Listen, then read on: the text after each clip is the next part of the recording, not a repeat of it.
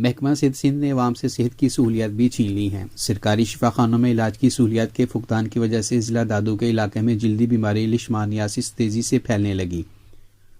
مقامی لوگوں میں تشویش کی لہر دوڑ گئی۔ ضلع دادو کی تحصیل جوئی میں لیشمانیاسس کے مریض کی سال میں ہے۔ دیکھتے ہیں جوئی میں ہمارے نمائندہ محمد علی سومرو کی خصوصی رپورٹ۔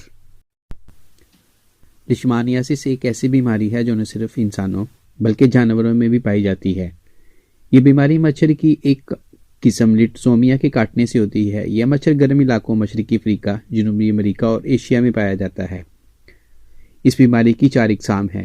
اس بیماری کی علامات میں مچھر کے کاٹنے کے فوری بعد درد اور بخار کی شکایت ہوتی ہے۔ چند ہفتوں یا مہینوں میں جلد پر پھوڑے کی طرح اثرات ظاہر ہوتے ہیں۔ اس کا بروقت علاج نہ کیا جائے تو موت واقع ہو سکتی ہے۔ اس بیماری کی ظاہری شکل کوڑ کی طرح ہو جائے تو اس کا علاج بہت مشکل ہے۔ چہرے اور ناک میں ہو تو جلد کے ٹشوز متاثر ہوتے ہیں۔ یہ بیماری جگر اور تلی کو نقصان پہنچاتی ہے اور جسم میں خون کی بھی کمی ہو جاتی ہے۔ مچھر کے کاٹے جانے سے پیدا ہونے والی بیماریوں ملیریا کے بعد دوسرے نمبر پر مانی جانے والی بیماری لیشمانیاسس ہے۔ سندھ میں یہ مہلک وبا اپنے پنجے گاڑ چکی ہے۔ سندھ میں اس بیماری میں مبتلا مریضوں کے لیے سرکاری علاج گاہوں میں ڈاکٹرز اور ادویات کی عدم دستیابی کی وجہ سے لوگ عطائیوں اور نجی اسپتالوں میں جانے پر مجبور ہیں۔